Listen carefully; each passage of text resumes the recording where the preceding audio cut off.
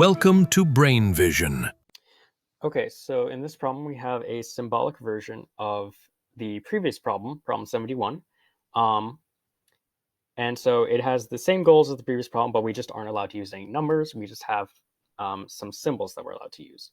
So if you haven't done this problem, this will be first time through it, and I'll make the video so you can follow. But if you've done this problem already, this will be fairly straightforward. So in this problem, we have a box that is attached to two ropes. Well, the same rope, just at two different ends. So here's our box. It's attached to a rope that goes up to two pulleys at the top two corners of this triangle. And the rope wraps around these pulleys, and then at both ends is attached to the box and suspended that way.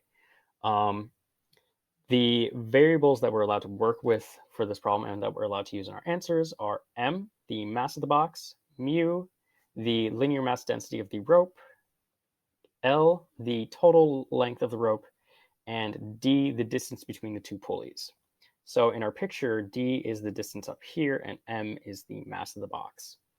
In part A, we want to find the force of tension in the rope, and in part B, the book has a picture of standing wave pattern, and we're supposed to figure out what the frequency of that specific standing wave pattern is across the top of the rope.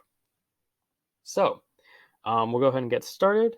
For part A, we're supposed to find the tension in the rope. So to do that, we need to analyze the forces acting on the box. So we'll do a force diagram. There's the force of gravity acting on it. And then there are two tension forces supplied by both ends of the rope. Since it's the same rope, the tension forces are going to be the same in magnitude. And we can also assume that the box is halfway between the two pulleys. So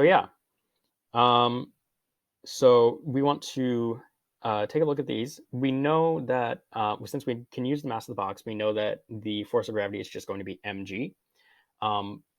And we want to look at the vertical components of the tension vectors. So since the box is at rest, we know that the vertical components of the tension and the force of gravity are going to balance. So we can say that mg, the force of gravity, is equal to 2 times the vertical components of the tension vectors, since there are two tension vectors pulling up, and we just want the vertical components. So t with the subscript y. If we imagine the vertical plane here, we can say that this angle, we can look at this angle, we'll call it theta for convenience's sake. And so we can see that the vertical component of the tension vector will be equal to t times cosine of theta, since the vertical component of the vector would be adjacent to theta. So then that gives us the equation that mg is equal to 2 times t cosine theta. So this is already some good progress. We have an equation that's mostly figured out. And we can solve this for t to give us the equation t is equal to mg over 2 cosine theta. So that's nice and simple, but the only issue is we're not allowed to use theta. We have to use other values that are present in the problem. So we need to figure out an expression for theta. We implicitly know all the lengths of the sides of the triangle because we know the total length, L, and we have the length of the top side of the triangle in between the two pulleys. And we know that the two slanted sides are going to be equal in length, since the box is is midway between the two pulleys. So we can find expressions for all those lengths, but we still need to be able to find an expression for theta. So we could do this by using a law of cosines, for example, but I think that the easiest way would actually be to take a closer look at just one half of the triangle, the rope triangle. So if we take a look at the right half, for instance, we'll have just the right side, and then we can kind of imagine this vertical part. So we have this top side will be equal to d over 2, since it's just the one half of it. But then this right side here is going to be L minus D over 2. So, and the reason we know this is because we have the total length, L. You subtract D from it to get the remaining length used on both of the shorter sides. And then since the shorter sides, or since the lower sides, and since the lower sides are both identical, we can then divide that by 2 to get this length. So the length of this slanted side is going to be L minus D over 2. And then we also can establish that this angle is equal to theta, because that's the same way that we defined it earlier when we were doing our force diagram. So this already gives us a pretty useful way to look at theta, because we have the opposite side and we have the hypotenuse of this right triangle defined using only variables that we're allowed to work with. So we can say that sine of theta, since we have the opposite in the hypotenuse, we'll use sine of theta, is going to be equal to the opposite side over the hypotenuse. So that'd be D over 2 divided by L minus D over 2. So these 2's then cancel, and we can say that it's just D over L minus D.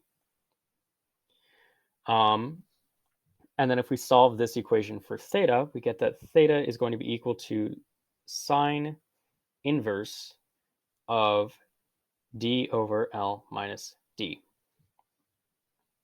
So that's our expression for theta, and I think this is one of the simpler ways to write out this relationship.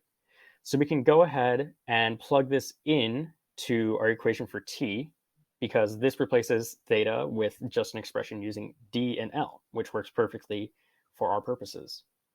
So then our equation for t is equal to mg divided by 2 cosine of the inverse sine of D over L minus D. So it's not the absolute neatest formula, but it works. And I know that there are other ways that you can write this, but this is the one that popped out when I was going through this problem. So I know that there are other ways that you can do this that will work just as fine. So this is one of essentially many solutions, but this works just as well. And I'm sure there's also some trigonometric identity for the denominator that would be very helpful too, but this is just how I left it, and it's a perfectly valid answer. So then we move on to part B, where we're trying to figure out the frequency of the pictured standing wave pattern. So I'll draw a quick rendition of that. So we have our box here, and then the two sides of the rope, and then the standing wave pattern that we have has 3 antinodes like this. And we're supposed to find the frequency for this pattern. So the frequency, of course, is going to be equal to V over lambda. And so since this is a string under tension, V obviously is going to be equal to the square root of T over mu. And then by looking at the standing wave pattern, we can see that a wavelength is going to be this much of the top portion of the rope, which is 2/3. So we can say that lambda is going to be 2/3 of the top portion of the rope, or 2/3 times d. So we can go ahead and plug this stuff into our equation for the frequency, and then we get that f is going to be equal to 3 over 2d times the square root of t over mu. So this looks like a perfectly fine equation, but there's one small problem. T is not one of the values that we're allowed to use in our final answers. We're only allowed to use m, mu, l, and d. But thankfully, we have our equation for t from the first part of the equation, so we just go ahead and plug that into the square root there, and then we'll have our answer for part B. So then our equation for f becomes 3 over 2d is equal to the square root of mg over 2 cosine of the sine, inverse sine, of d over L minus d. And then all of that is divided by mu. And thankfully, we can simplify this a little bit so we don't have a particularly ugly fraction under the square root there.